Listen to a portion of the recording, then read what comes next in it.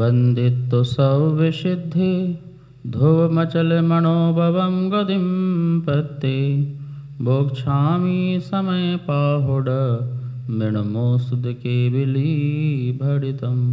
नमो अरिहंताड़म नमो सिद्धाड़म नमो आर्याड़म नमो वज्रायाड़म नमो लोए सौविशाहूड़म।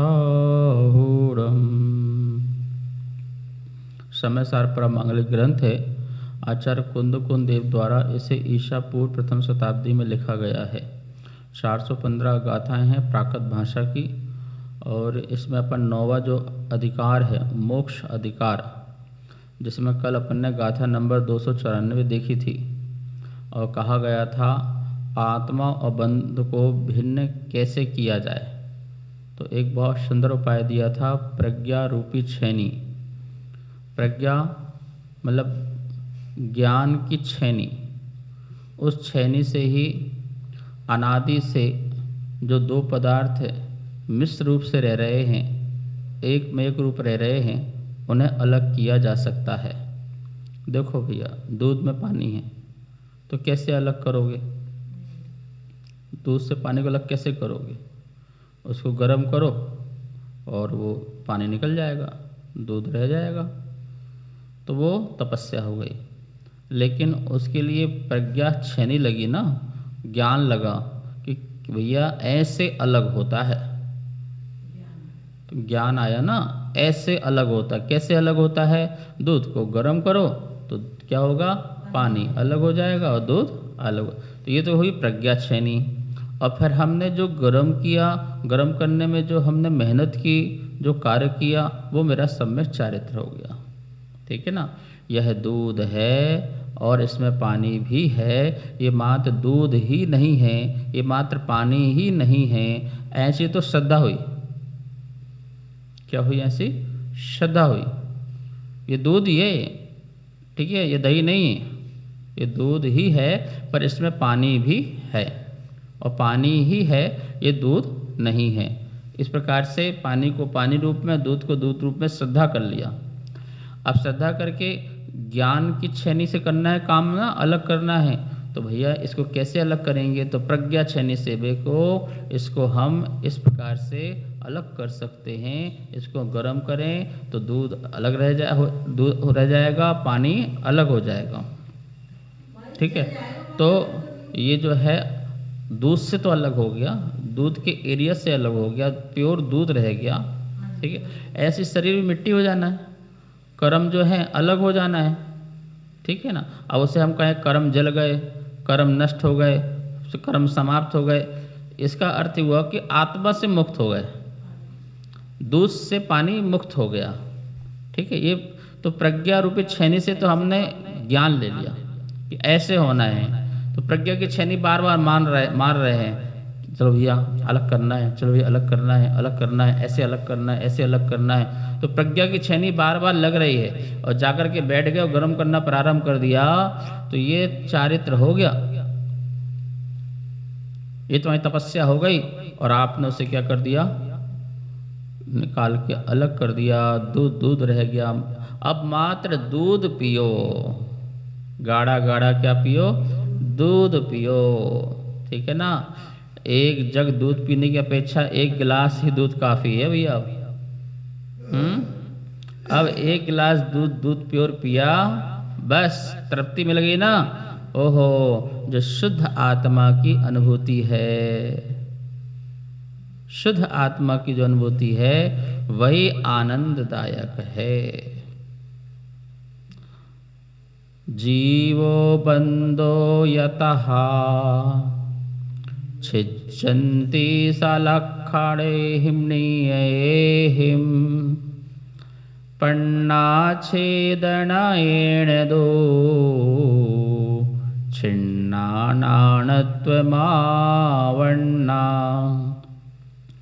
जीव एवं बंध निज निज लक्षणों से भिन्न है, दोनों पृथक हो जाए प्रज्ञा छेनी से जब छिन्न हो। प्रज्ञा रूपी छेनी, क्यों? ज्ञान बार बार चोट मारता है ना वहाँ पर। देख तेरा कोई नहीं है, तेरा कोई नहीं है, तेरा कुछ नहीं है, तेरा कोई नहीं है, तेरा कुछ नहीं है, तो इस बात को मान, तू मान मान। ये चोट कौन मार रहा है?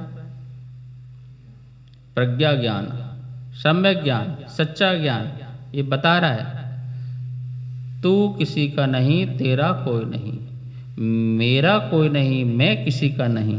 ये कौन करा रहा है? ये कौन दे रहा है ज्ञान? ज्ञान ही दे रहा है। तो ये प्रज्ञा की छेनी जब बार बार बार बार बार बार पड़ती है तो एक दिन लगता सब छोड़ो छाड़ो पर सब बैठ जाओ। तो बैठने के लिए फिर क्या चाहिए? स्थिरता चाहिए।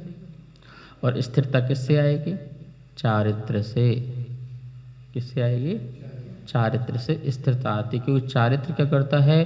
आपके जितने भी विकल्प के कारण हैं उन सबका त्याग करा देता है। आपका पैसा आपका विकल्प का कारण है, आपका पद आपका विकल्प का कारण है, ठीक है, आपका जो रूप है वो विकल्प का कारण है, शरीर आपका विकल्प का कारण है, संबंधी आपके विकल्प के कारण है, घर संपत्ति शोहरत आपके विकल्प के कारण है। इन सब का क्या करा देता है? त्याग। भैया त्याग करो, क्योंकि प्रज्ञा छेनी तभी काम करेगी। छेनी लग तो रही है पर हथौड़ा नहीं है। क्या नहीं है? अब छेनी को ऐसे रखते जाओ, ऐसे, तो क्या होगा?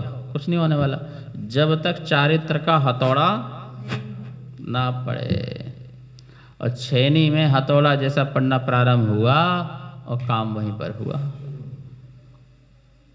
भिन्न भिन्न लक्षण, जीव का लक्षण क्या है, बंध का लक्षण क्या है, जब भिन्न भिन्न स्वरूप से जानोगे तो दोनों अलग हो जाएंगे।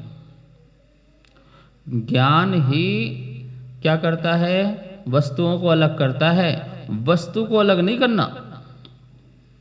वस्तु तो जो जहां है वो वही है, पर ज्ञान से वस्तु अलग हो जाए। क्या बोले? शरीर और आत्मा दोनों एक हैं। तो इस शरीर में एक छिद्रगाय में है तो अलग कर दोगे क्या? नहीं महाराज हम तो अलग कर देंगे। कैसे अलग कर दोगे? महाराज हम तो फांसी लगा लेंगे, शरीर यहीं रह जाएगा, आत्मा निकल जाएगी। जहर खा लेंगे, आत्मा निकल जाएगी, शरीर यहीं रह जाएगा। भाई ऐसे नहीं निकलती है और ऐसा निकालना भी नहीं है, क्योंकि फिर तुम एक शरीर छोड़ोगे दूसरा फिर पकड़ लोगे तो छूटेगा तो कुछ नहीं ना। तो जो वस्तु जहां है वो वहीं रहे, पर किससे निकालना है? पहले प्रज्ञा छेनी से निकालना है, पर ज्ञान से। भाई शरीर में नहीं हूं, आत्मा हूं, ऐसे ज्ञान से। देखो इसी बात की खुलासा के लिए ना गाथा नंबर आज अपन 295, 296 और 297 ऐसे 3 गाथाएं पढ़ेंगे। पहली गाथा को चरण करते हैं। जीवो बंधो यतः छिज्जन्ति सलक्षणैहिं निएहिं बंधो छेदव्यो सुधा अपा या घेतव्यो। जीवो बंधो यतः छिज्जन्ति सलक्षणैहिं निएहिं बंधो छेदव्यो सुधा अपा या घेतव्यो। जीव एवं बंध निज निज लक्षणों से भिन्न हो, बंध को है छेदना और ग्रहण करना आत्मा।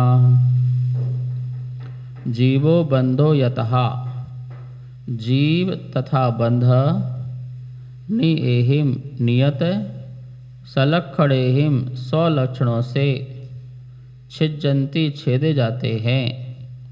बंधो छेदव्यो, बंध को छेदो चा और सुख शुद्धा अपा शुद्ध आत्मा को घेतव्यो ग्रहण करो। तो आत्मा ग्रहण करें। बंध से मुक्त होना है तो आत्मा को ग्रहण करो। स्वलक्षणों, अपने अपने लक्षण से। सलक्षणेहिम, क्या है लक्षण? आत्मा का लक्षण क्या है, उसको जान करके बंध का छेद करना चाहिए। आत्मा क्या है? जो रूप रस गंध वर्ण से रहित है, चैतना जिसका लक्षण है, जानना और देखना जिसका स्वभाव है, ऐसा आत्मा है। उपयोगो लक्षणम,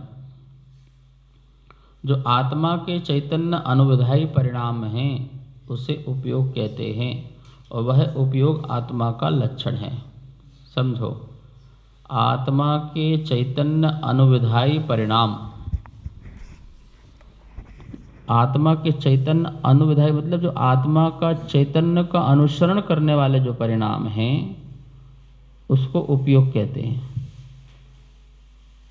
तो आत्मा का चैतन्य परिणाम क्या है?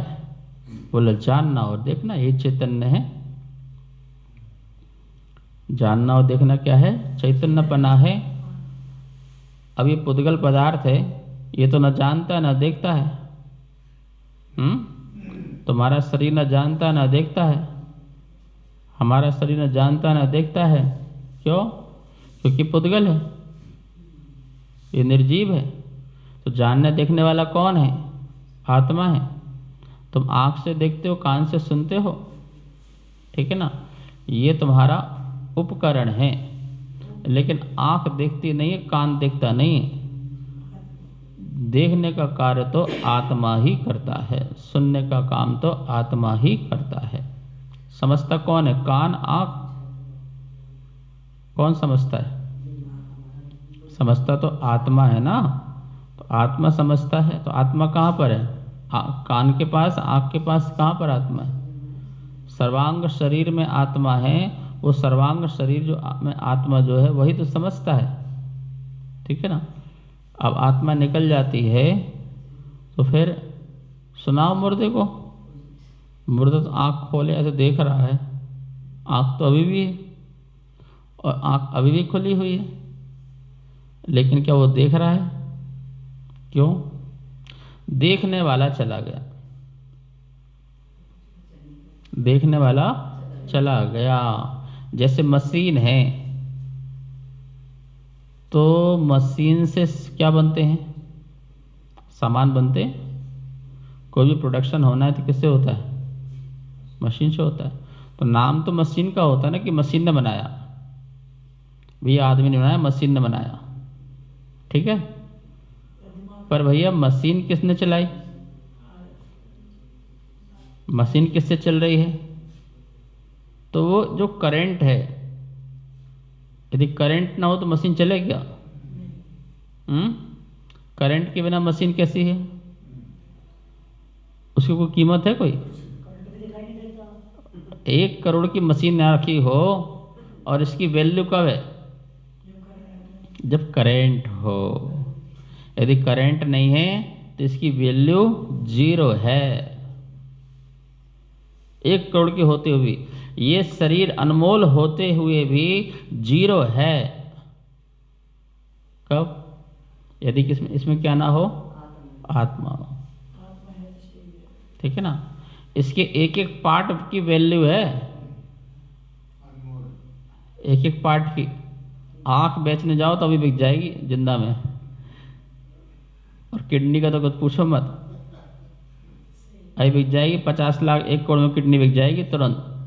लेने वाले खड़े हैं, तुम बोलते तुम्हारी कीमत नहीं है ना, बहुत कीमत है। लीवर बिक जाएगा, आँख बिक जाएगी, शरीर का एक एक पार्ट बिक जाएगा, ठीक है। इतनी कीमत है। पर कब तक कीमत है इसकी? जब तक जैसे मशीन में करंट की धारा बह रही है तो कीमत उसकी है, ऐसे ही जब तक आत्मा की धारा शरीर में बह रही तब तक उसकी कीमत है। तो चैतन्य जो आत्मा है, ठीक है, तो इसलिए मशीन में नहीं हूं, आत्मा में, शरीर में नहीं हूं। जैसे मशीन करंट नहीं है और करंट मशीन नहीं है, आत्मा शरीर नहीं और शरीर आत्मा नहीं। और महाराज जी बता रहे थे ना, करंट भी दिखता थोड़ी है, करंट दिखता थोड़ी है। देख सकते हो करंट, एहसास कर सकते हो करंट का। एहसास करना है, अनुभव करना है करंट कैसा होता है। बड़ी हिम्मत चाहिए करंट का अनुभव करना स्वामी जी, बड़ी हिम्मत चाहिए। क्या करना है, जो तार है, जो नंगी तार है, उसको छूना मत तो है। क्या करना है, और 440 वोल्ट का छू लो तो और भी आनंद आ जाएगा। तो उसको छू लो तो करंट का असली अनुभव आ गया। ओह, ये करंट है जिसमें वो प्राण निकल सकते हैं। सुनो, ऐसे ही आत्मा का आनंद लेने वाला के प्राण नहीं निकलते हैं, परमात्मा प्रकट होते हैं, परमात्मा प्रकट हो जाते हैं। अब लो, जैसे अदृश्य रूप से करंट है, ऐसे अदृश्य रूप से आत्मा है। मशीन में करंट दिखता नहीं है, मशीन चल रही है। ऐसे ही शरीर में आत्मा दिखती नहीं है, पर शरीर चल रहा है, और उसके बिना एक पल ना चल पाए। देखो, जैसी आत्मा निकलती शरीर कैसे हो जाता है, लचीला होता है, पत्थर जैसे हो जाता है। बोलते हैं ना, क्यों अकड़ रहे हो, ये तो अकड़ जिंदा व्यक्ति की नहीं, मुर्दे की पहचान है। तो मुर्दा आदमी अकड़ जाता है, और तुम जिंदा में अकड़ रहे हो, तुम ही मुर्दा हो, आत्मा है नहीं तुम्हारी। आत्मा नहीं है मतलब जैसी आत्मा होना चाहिए, शुद्ध स्वभावी, क्षमता भावी, करुणामय आत्मा होना चाहिए, वो आत्मा तुम्हारी नहीं है। जो तुम्हारी क्रोधी आत्मा है, होते हो उसे आत्मा मान ही नहीं रहे, वो तो मुर्दे जैसे हो। ठीक है, जैसे करंट अदृश्य है, ऐसे आत्मा अदृश्य है शरीर में, और दृश्य से अदृश्य की पहचान करो। क्या करो, मशीन चल रही है, इसका मतलब इसमें करंट है। शरीर चल रहा है, इसका मतलब इसमें आत्मा है। जिस दिन शरीर चलना फिरना बंद कर दे, आत्मा चली गई। तो इसका मतलब है शरीर अलग है इसमें, और आत्मा अलग है। करंट गया, मशीन बंद, तो इसका मतलब करंट अलग है और मशीन अलग है, आत्मा अलग है और शरीर अलग है। लिखा है ना, सा लक्षणेहिम नियमेहिम, अपने अपने लक्षणों से छिंदती, छिज्जंती, क्या करो, छिन्न करो, अलग करो। किसको, जीवो बंधो तहा, जैसे जीव और बंध को अपने अपने लक्षणों से क्या करो, अलग करो। तो बोले कैसे अलग करें, शुद्धा अप्पा घेतव्यो, शुद्ध आत्मा को ग्रहण करो। जो शुद्ध आत्मा को ग्रहण कर लेगा वो उससे अलग हो जाएगा। शुद्ध आत्मा को मतलब क्या, क्यों, दूध की शुद्ध पर्याय क्या है, दूध की प्योर शुद्ध पर्याय क्या है, घी। घी के बाद तो और कुछ नहीं होता ना। दूध से मलाई बनी, मलाई से है घी बना, दही बना लो, मक्खन बना लो, फिर घी बना लो। अब घी के बाद क्या बनाओगे बताओ, अरे कोई चीज़ तो होगी, बना लो ना, कोई बनाओ कोई चीज़, घी से कुछ बनाना हो तो। दूध की अंतिम शुद्ध पर्याय है घी, ऐसे मेरी आत्मा की अंतिम पर्याय शुद्ध आत्मा परमात्मा है। बोले तुम उसको ग्रहण करो, दूध को ग्रहण मत करो। तुम दूध में किसको देखो, दूध में मलाई देखो, दूध में छाछ देखो, दूध में मक्खन देखो, क्या देखो दूध में, ये सब अशुद्ध पर्याय हैं। यद्यपि इन्हीं पर्यायों से गुजर करके आत्मा शुद्ध बनेगी, लेकिन फिर भी ये पर्याय ग्रहण करने योग्य नहीं है। पहले के लोग घी ऐसे पी जाते थे। दूध का सबसे पौष्टिक चीज कोई है तो कौन है वो? घी है। घी में उबालो, घी में खाओ, घी में गाकड़े डालो, क्या बोलते है? बाटी। घी में डुबा दो, बिल्कुल बाटी, पराठे घी ऐसे डुबा दो और गरिष्ठ बना दो उसको। तो पहले लोग ऐसे गिलास से पी जाते थे, और फिर उसको पचाने के लिए क्या चाहिए? काम चाहिए। शुद्ध आत्मा पचाने के लिए भी काम चाहिए तुम्हें। सम्यचारे तो तब चाहिए, तब शुद्ध आत्मा प्रकट हो। तो कह रहे हैं घेतव्यो, ग्रहण करना चाहिए, शुद्ध आत्मा ग्रहण करना चाहिए, हमें अशुद्ध आत्मा ग्रहण करना ही नहीं है। जैसे दूध में हमें घी को देखना चाहिए और घी ग्रहण करने की कोशिश करना चाहिए कि इसमें घी है और एक घी बन सकता है और वही मेरे लिए ग्रहण करने योग्य है। ऐसे ये शरीर में आत्मा है, पर इस आत्मा में भी परमात्मा है। इस आत्मा में शुद्ध आत्मा छुपी हुई है, जो अप्रकट है उसे प्रकट करना है। ठीक है, अब कैसे प्रकट करेंगे, कैसे शुद्ध आत्मा को ग्रहण करें, तो ये भी तो प्रश्न खड़ा होगा ना। तो बोले अगली गाथा कहते हैं, कह सो घिपदी अपा पढ़नाए सोदु घिपदे अपा जह पढ़नाई विभत्ते तह पढ़नाए घेतव्यो। कह सो घिपदी अपा पढ़नाए सोदु घिपदे अपा जह पढ़नाई विभत्ते तह पढ़नाए घेतव्यो। जिस भांति प्रज्ञा छेनि से पर से विभक्त किया इसे, उस भांति प्रज्ञा छेनि से ही अरे ग्रहण करो इसे। कह सो घिपदी अपा, वह आत्मा को कैसे ग्रहण करें? पढ़नाए सो दूघ तब घिपदो अपा, उस आत्मा को प्रज्ञा से ही ग्रहण करो।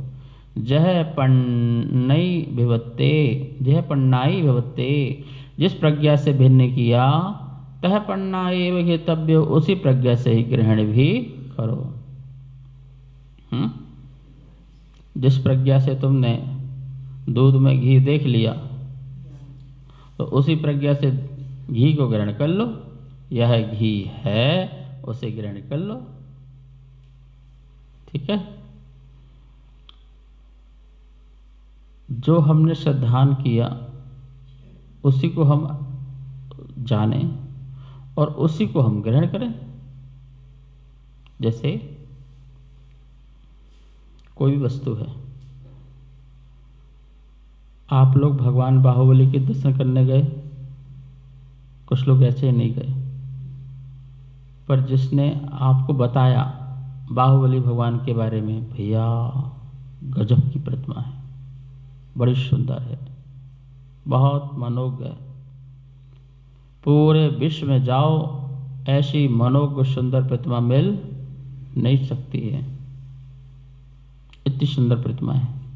अच्छा, इतनी सुंदर है? हाँ इतनी सुंदर है। ओहो, फिर तो देखना है, फिर तो देखना है। ठीक है, तो देखने के जो भाव हुए, और जैसे ही गए और उस प्रतिमा के दर्शन किए और देखा, जैसा सुना था उससे भी और अच्छा पाया। बस अब ये हो गई तुम्हारी श्रद्धा। क्या हो गई? श्रद्धा। श्रद्धा बैठ गई बाहुबली भगवान के प्रति। क्या सुंदर है। अब कोई तुमसे पूछते 3 लोग में कैसी प्रतिमा है, गजब, शंका करोगे? नहीं नहीं, अब तो बस एक क्षण में तो जैसा देखा अब वैसे ही जानते रहो। क्या करते रहो? अब वैसे ही उसको जानते रहो, और अब उसी जानने से उस बाहुबली को अपने में ग्रहण कर लो। क्या कर लो? ग्रहण कर लो। ये चारित्र हो गया। ऐसे करे आत्मा के बारे में सुना, आत्मा के बारे में पढ़ा, श्रद्धा प्रकट हुई, फिर उसी आत्मा के बारे में जानो और उसी प्रज्ञा छयनी से आत्मा को ग्रहण करो। देखो, कोई भी चीज को छोड़ते हो, ग्रहण करते हैं, उसमें ज्ञान ही लगता है। ये अच्छी है, ये बुरी है, 2 वस्तु में से एक अच्छी, उसे ग्रहण कर ली, इसको एक तरफ कर लिया, और उसको जब ग्रहण करोगे तो उसमें क्या चाहिए? उसमें तुम्हें ज्ञान ही चाहिए। ऐसा भोजन खाने से आदमी स्वस्थ हो जाता है, ऐसी श्रद्धा हुई। और फिर ऐसा भोजन हमने बना लिया, ऐसा भोजन के लिए हमने मन में सोच लिया, तो वो ज्ञान हो गया। और भोजन बना के तैयार कर लिया हमने सम्यक चारित्र से, और फिर उस भोजन को हमने ग्रहण कर लिया, तो किससे ग्रहण किया? हाथ पैर से, ज्ञान से? ज्ञान से। तो ज्ञान से यह भोजन अच्छा है ऐसा सिद्धांत किया, यह भोजन ऐसा बन सकता है ऐसा ज्ञान किया, और बना करके यह भोजन को हम खाएंगे, हम तृप्त होंगे, ग्रहण कर लिया। ये क्या हो गया? तो बात तो भोजन ही की है, बात तो आत्मा ही की है कि यह आत्मा है ऐसा सिद्धांत किया, यह आत्मा ऐसा प्रकट हो सकता है, ग्रहण किया जा सकता है, यह ज्ञान हुआ। और तपस्या से, त्याग से, साधना से उसे ग्रहण कर लिया, तो जो ग्रहण करने वाली जो तपस्या आत्मा जो है वो ज्ञान, वो भी उसका प्रज्ञा ज्ञान हुआ। तो तीनों चीज हो गई। यह आत्मा ऐसे आत्मा होती है और इस आत्मा को ऐसे ग्रहण करते हैं। ये जो बात है यह हमें शुद्ध आत्मा बनाती है।